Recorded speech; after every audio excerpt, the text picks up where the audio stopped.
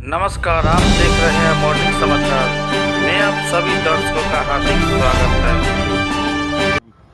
देखिए, चुनाव में मुद्दा तो विकास का ही होगा, क्योंकि मुजफ्फरपुर में विकास का कोई काम नहीं हुआ है। मोदी जी की सारी गारंटी यहाँ फेल हो चुकी है। उन्होंने जो एयरपोर्ट का वादा किया था वो फेल, एयरपोर्ट नहीं बना। उन्होंने जो चीनी मिल का वादा किया था कि अगली बार आऊँगा तो यहाँ की चीनी की ही चाय पीऊँगा, वो उस वादे का भी क्या हुआ, जनता पूछ रही है। वो वादा भी फेल हो गया।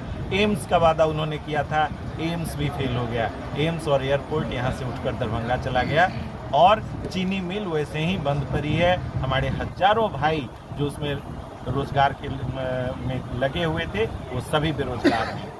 तो इस तरह से मोदी जी ने यहाँ की जनता को छला है। यहाँ जो 2 उद्योग पहले से चल रहे थे, बटलर था, उसमें हजारों लोग काम में थे, और यहाँ पे बेला में आईडीपीएल था, वो आईडीपीएल बंद हो गया, बटलर बंद हो गया, लोगों का रोजी रोजगार चला गया, और जो नई चीज़ें खुलने वाली थी वह भी नहीं खुली। जो मोदी जी ने खुद गारंटी दिया था वो गारंटी भी उनकी यहाँ पूरी तरह फेल हो गई है। तो इस बार तो मुद्दा तो विकास का ही रहेगा।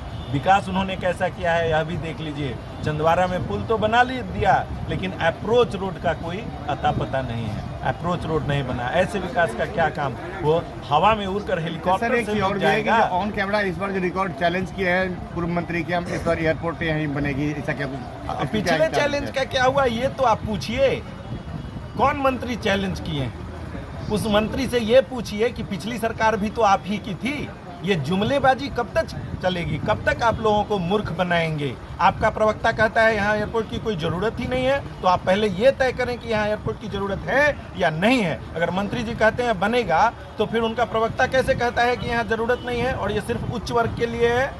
तो उन्हीं में अंतर विरोध है। वो जानते नहीं है कि करना क्या है। आधी पार्टी एक तरफ, आधे तीतर आधे बटेर, आधी एक तरफ है, आधी एक तरफ है, कोई गुट में है, कोई गुट में है, कोई गुट में है। तो कोई पोल मत खुलवाइए। पार्टी यहाँ पूरी तरह विफल है, सरकार पूरी तरह विफल है और बुरी तरह सरकार हारेगी। इसीलिए उन्होंने प्रधानमंत्री जी, गृह मंत्री जी और कई मुख्यमंत्री जी यहाँ आने वाले हैं। पूरी की पूरी कैबिनेट यहाँ लगी हुई है, फिर भी एक बात सामने और भी आ रही है, वेंटिलेटर पे चले गए हैं, इसलिए अब कोई इनको बचा नहीं सकता। बुरी तरह ये चुनाव। एक बात सामने और आ रही है कि एम्स जो है कि एम्स के लिए 100 एकड़ जमीन चाहिए था। यहाँ मुझे क्या मुजफ्फरपुर में 100 एकड़ जमीन नहीं है? सरकार कौन देगा? सरकार ही जमीन उपलब्ध कराएगी ना। सरकार ने जमीन उपलब्ध क्यों नहीं कराई? मैं पूछना चाहता हूं। जब अधिग्रहण का ऑलरेडी फॉर्मूला तय है कि किसानों को 4 गुना कीमत दिया जाएगा, 4 गुने मुआवजे पे सरकार जमीन अधिग्रहण करेगी, तो सरकार ने अभी तक जमीन अधिग्रहण क्यों नहीं किया? डबल इंजन की सरकार की बात आप कहते, तो डबल इंजन की सरकार तो है, लगातार आप सरकार में रहे हैं, फिर आप किस पे दोषारोपण करेंगे? इसलिए ये सरकार पूरी तरह फेल है। सिर्फ जुमलेबाजी के अलावा कुछ नहीं है। मोदी की गारंटी यहाँ मुजफ्फरपुर में बिल्कुल फेल हो चुकी है। कोई डेवलपमेंट का काम नहीं हुआ है।